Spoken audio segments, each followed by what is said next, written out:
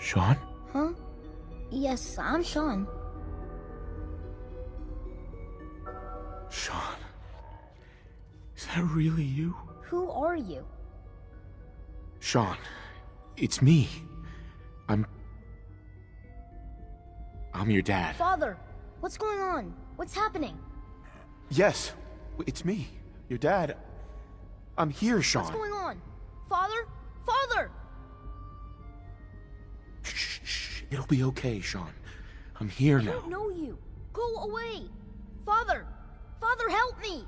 There's someone here, help me! Who is Father? Where is he? Father? Father, help me! He's trying to take me! Father? Father, help me! Shaun. S923, recall code Cirrus.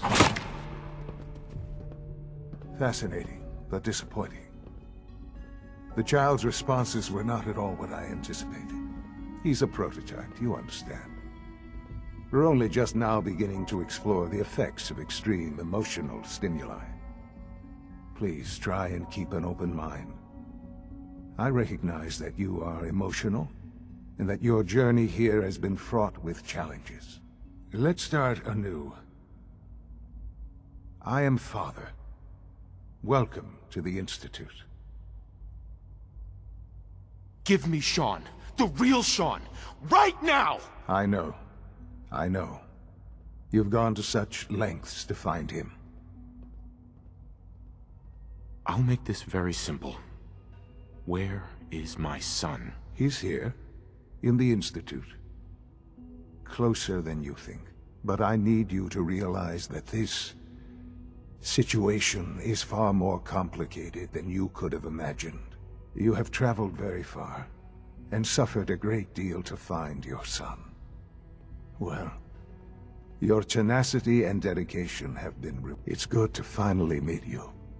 After all this time. It's me. I am Shaun. I am your son.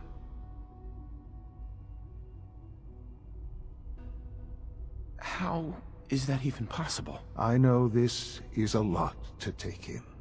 In the vault, you had no concept of the passage of time. You were released from your pod and went searching for the son you'd lost. But then you learned that your son was no longer an infant, but a 10-year-old boy. You believed that 10 years had passed. Is it really so hard to accept that it was not 10, but 60 years? That is the reality, and here I am.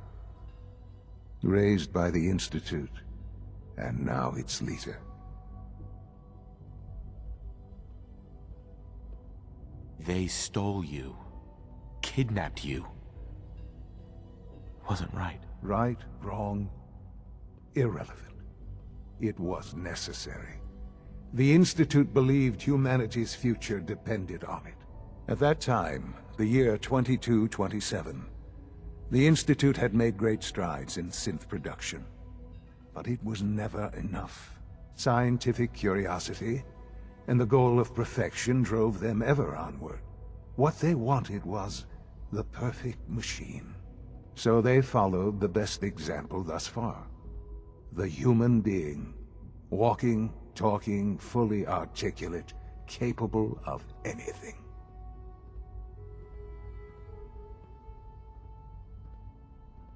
So the weird science experiments needed specimens. That's why they took you. In a manner of speaking. Yes.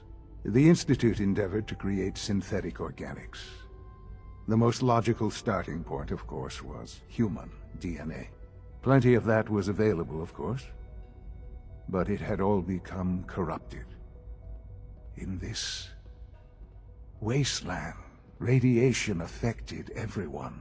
Even in their attempts to shield themselves from the world above, members of the Institute had been exposed. Another source was necessary. But then the Institute found me, after discovering records from Vault 111. An infant, frozen in time, protected from the radiation-induced mutations that had crept into every other human cell in the Commonwealth. I was exactly what they needed. And so it was my DNA that became the basis of the synthetic organics used to create every human-like synth you see today. I am their father. Through science, we are family. The synths, me, and you. Shaun. It's really you. It really is. I know you must have questions. Please. Anything I can do to help you understand. Your mother. She never got to see you grow up? Yes. What happened to her was... I've gone over the records of the incident, of course. It seems her death was an unfortunate bit of collateral damage. Collateral damage? Is that all she was to you? I forget that it's been such a short time for you. I don't have any direct memories. And I've had my entire life to cope with the loss. Has it always been easy? Of course not. But I've done my best to move on and live my life. For many years, I never questioned who my parents were. I accepted my situation, and that was that. With old age comes regret. And asking what if more often.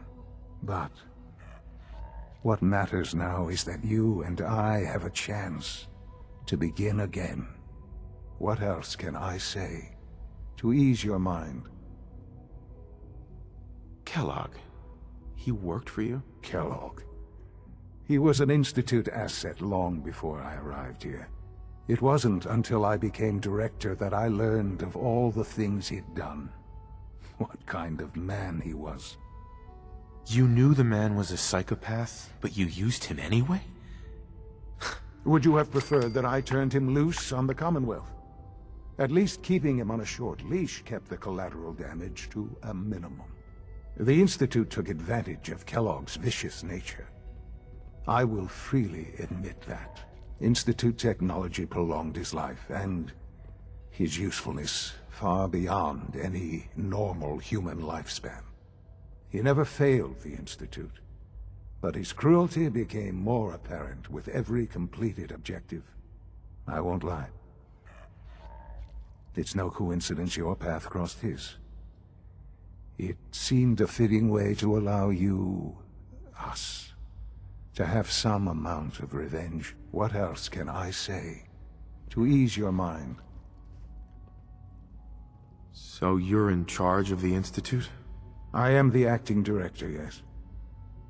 I spent decades working to reach this point. It's a responsibility I take very seriously. The Institute. It's important. It really is humanity's best hope for the future, no matter what those above ground might think of us. But, director? Why you? I was the most qualified for the position, obviously. I've lived my life within these walls, dedicated to science like every other member of the Institute. My hard work has paid off. Ultimately, the Commonwealth has nothing to fear from us. Whatever you've seen or heard, I know I can convince you of that. Just give me time. I know there's more for us to discuss. But the Institute is on the verge of some important breakthroughs. Your presence would be appreciated as we approach them. I've been a part of something amazing here. I've helped to build a life for myself and the people of the Institute. And now, after all these years, you have an opportunity to help with that. Doesn't that intrigue you? Isn't that what you want? You want me to stay here? In the Institute? Yes, that is what I propose. Is it so hard to imagine? The Institute can provide a better life than anything above ground. You've been in the Commonwealth. You've seen what it's like. I assure you that you are better off with us. Your institute has done some horrible things. Yes, well, the world is not what it used to be. What about the people you've aided in order to get here? What atrocities have they committed? This railroad. Willing to sacrifice humans for the sake of synths. Think about that for a moment. Would you kill your fellow man to save a Nuka-Cola machine? They have completely disconnected from reality. None have any true claim to nobility in this world. Those days are gone. But we are not the monsters we have been cast at. I simply ask that you give the Institute, me, a chance. A chance to show you what I've been telling you. We really do have humanity's best interest at heart. Will you take that chance? I'm sorry. I can't do that. I'm sorry to hear that. I had certainly hoped we could work together. But every man must make his own decisions. If you choose to leave, I cannot force you to stay. Understand, though, that I cannot allow you to remain within the Institute. You may have safe passage back to the relay, where you will be sent back to the surface. But from that point, you must be considered hostile. I am sorry. I must think first of the safety of the Institute. And in the cruel world that has developed, those who are not with us are against them. The elevator will return you to the relay.